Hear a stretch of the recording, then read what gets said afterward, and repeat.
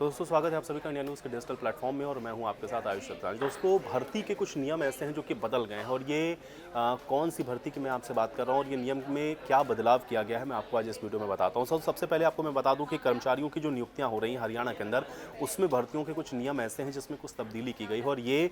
HSSC और HPSC के तहत जो भर्तियाँ हो रही हैं उसके अंदर आप कह सकते हैं कि ये एक बड़े परिवर्तन है जो कि किए गए हैं। अब इन भर्तियों में ये जो नियम बदले गए हैं उसके बाद क्या होगा, क्या नियम है जो बदल दिए गए हैं ये मैं आपको बता रहा हूं। देखिए सबसे पहले तो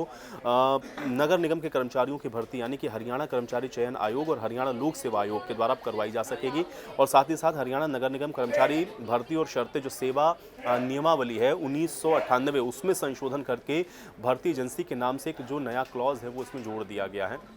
तो कुल मिलाकर के अब HSSC या HPSC के तहत जो भर्तियां होंगी वो नगर निगम के लिए भी उसी प्रोसीजर के जरिए जो भर्तियां हैं वो की जाएंगी और इसमें एक बड़ा परिवर्तन कर दिया गया है क्योंकि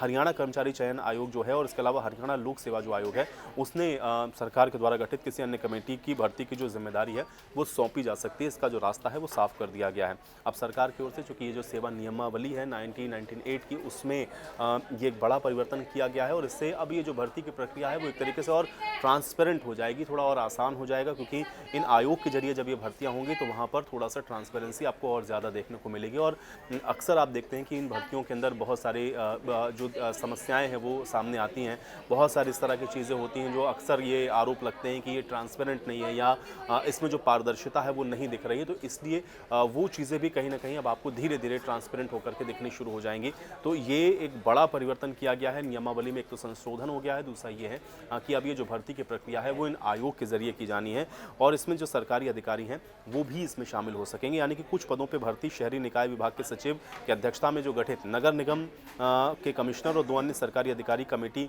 किया करती थी, जबकि अन्य पदों के लिए भर्ती की जिम्मेदारी नगर निगम आयुक्त की अध्यक्षता में गठित कमेटी की होती थी। अब इस पर नगर निगम का जो वरिष्ठ ज्वाइंट कमिश्नर उपायुक्त का एक प्रतिनिधि और एक अन्य सरकारी अधिकारी भी शामिल होता था। इसमें भी ये परिवर्तन किया गया है। तो कुल मिलाकर के जो सेवा नियमावली है उसमें संशोधन हुआ है और अब देखना यह है कि इसके बाद और कितनी ज़्यादा ट्रांसपेरेंसी इन भर्तियों के अंदर आती है।